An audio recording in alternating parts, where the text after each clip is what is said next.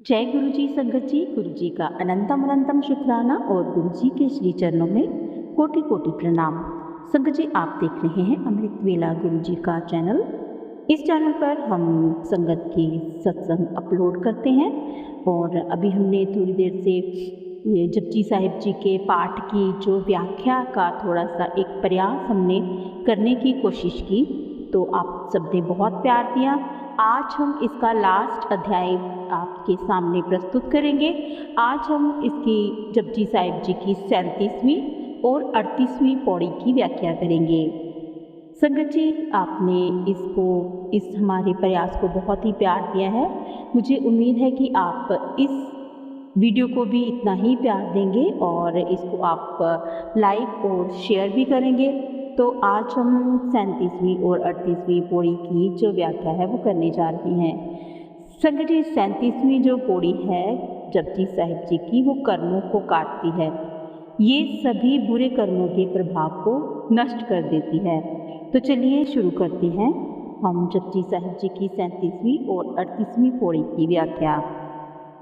जपजी साहिब एक ओंकार सतनाम कर्मखंड की बानी जोर, तिथे होर न कोई होर, तिथे जोध मांगल सूर, तीन माही राम रिया भरपूर, तिथे सीतो सीता महिमा माही, ताके रूप न कथने जाए, नाव मरे न थाके जाए, जिसके राम बसे मन माही, तिथे भक्त बसे के लो, करे आनंद सच्चा मन सोई, सचखंड बसे निरंकार, कर कर वेखे नदरी निहाल, तिथि खंड मंडल ब्रह्मांड, जेको कथे था अंत न अंत, तिथि लोय लोय आकार, जीव जीव हुकुम तिवे तिवकार, वेखे विकसे करे विचार, नानक कथना करड़ा सार, जब पहारा तीरज सुनियार, अरहन मत वेद हथियार, पौखला अग्नि तपताहो, पांडा को अमृत तित टाल, कड़िए शब्द सच्ची टकसाल, जिनको नाद कर्म तिनकार, नानक नदरी नदरी निहाल।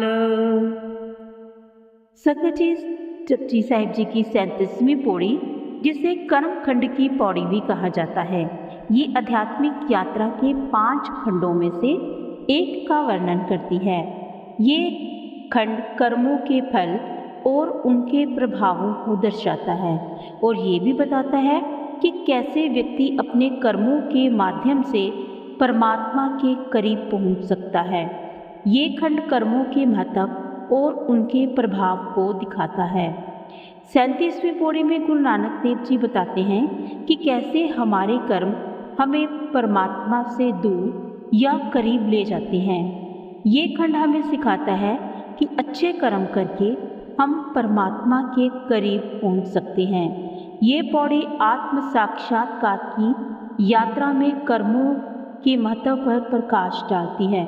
ये पौड़ी हमें सिखाती है कि हमें अपने कर्मों के प्रति सचेत रहना चाहिए और अच्छे कर्म करने चाहिए, ताकि हम आध्यात्मिक रूप से विकसित हो सके। और ये हमें ये भी याद दिलाता है कि परमात्मा कर्मों के अनुसार फल देते हैं। कर्मों का फल जो है वो हमें भोगना पड़ता है, चाहे वह अच्छा हो या बुरा। अच्छे कर्म करने से व्यक्ति परमात्मा के करीब आता है। कर्मों के माध्यम से ही आत्म साक्षात्कार प्राप्त किया जा सकता है। हमें हमेशा अच्छे कर्म करने का प्रयास करना चाहिए। कर्म खंड की वाणी जोर, तिथे होर न कोई होर। कर्म खंड की वाणी में बल और वीरता की महिमा गाई जाती है। वहाँ ऐसी महानता है कि उसकी बराबरी कहीं नहीं है। तिथे जोध महाबल सूर, तीन माही राम दया भरपूर। वहाँ महान योद्धा, महान शक्तिशाली वीर पुरुष रहते हैं। उन सभी में परमात्मा की पूर्ण उपस्थिति है। तिथे सीतो सीता महिमा माही, ताके रूप न कथने जाही। वहाँ शीतलता और सौंदर्य की अनुभूति है। वहाँ की महिमा अत्यंत दिव्य है। उस दिव्यता के रूप का वर्णन किया ही नहीं जा सकता। नाव मरे न थाके जाए, जिनके राम बसे मन माही। वहाँ के निवासी ना कभी मरते हैं और ना थकते हैं, क्योंकि उनके मन में भगवान राम निवास करते हैं। तिथे भगत बसा के लो, करे आनंद सच्चा मन सोई। वहाँ भक्तजनों का निवास है और वह सच्चे आनंद में लीन रहते हैं, क्योंकि उनके अंदर सच्चा परमात्मा वास करता है। सचखंड वसे निरंकार, कर कर वेखे नदर निहाल। सचखंड यानी सत्य का परम लोक, अविनाशी परमात्मा निवास करते हैं। वहाँ बार बार अपनी रचना को देखते हैं और कृपा की दृष्टि पे सब पर कृपा करते हैं। यानी परमात्मा ने जो ये सृष्टि की रचना की है, वो बार बार अपनी इस जो रचना है उसको देखता है और इस रचना पर वो जितने भी यहाँ पर प्राणी हैं सब पर कृपा करता है। तित खंड मंडल ब्रह्मांड जेको कथे ता अंत न अंत। उस परमात्मा की असंख्य मंडल और ब्रह्मांड बनाए हैं और अगर कोई उनकी गिनती करना चाहे तो भी नहीं कर सकता।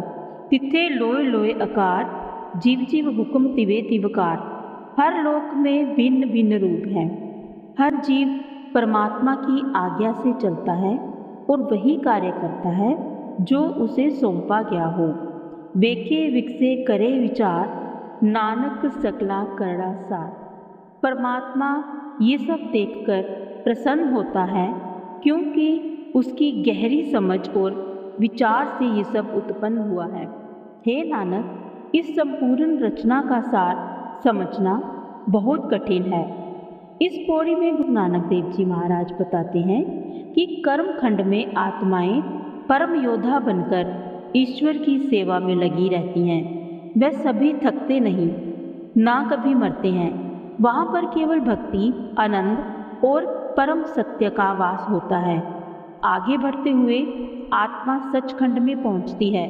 वहाँ निरंकार स्वयं निवास करता है और पूरी सृष्टि को अपने ध्यान से देखता है और आनंदित होता है।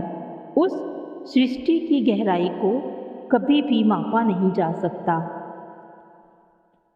जत पहाड़ा धीरज सुनियार, अहरन मत वेद हथियार। अगर आत्मा संयम को पहरा बनाया जाए और धीरज को सोना, तो बुद्धि का हथौड़ा और वेदों को मंत्र बनाया जाए।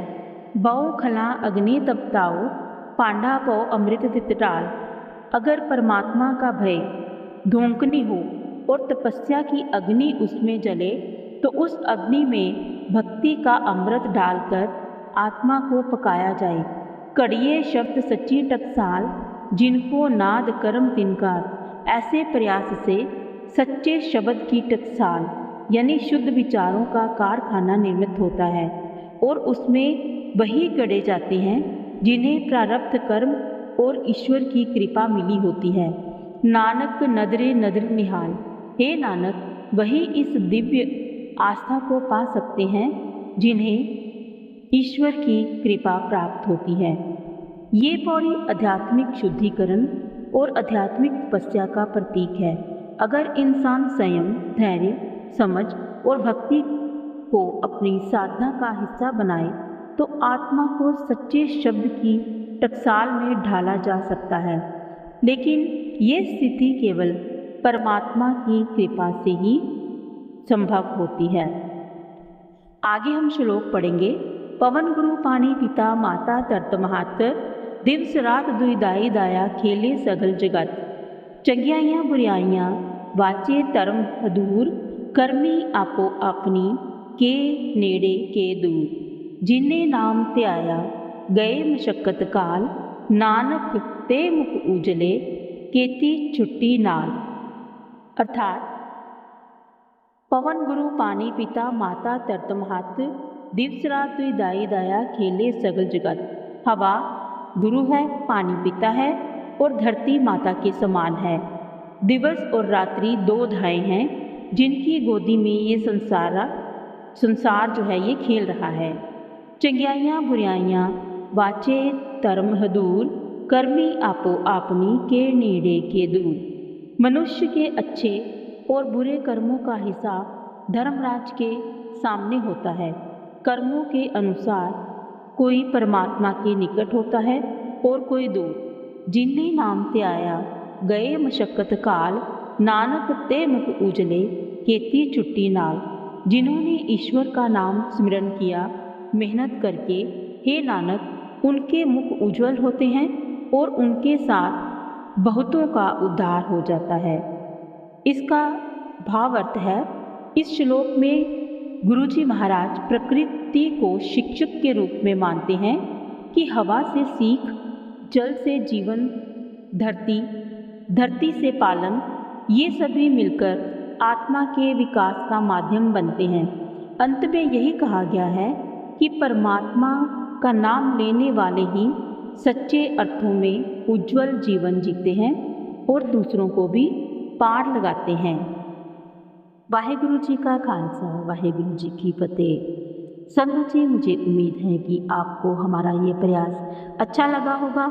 अगर इस प्रयास में हमसे कोई गलती हो गई हो तो हम परमात्मा से और संगत से भी ये अरदास करते हैं कि हमें क्षमा कर देना और आगे से हमें शुद्ध और स्पष्ट वाणी पढ़ने का बल और बुद्धि प्रदान करना।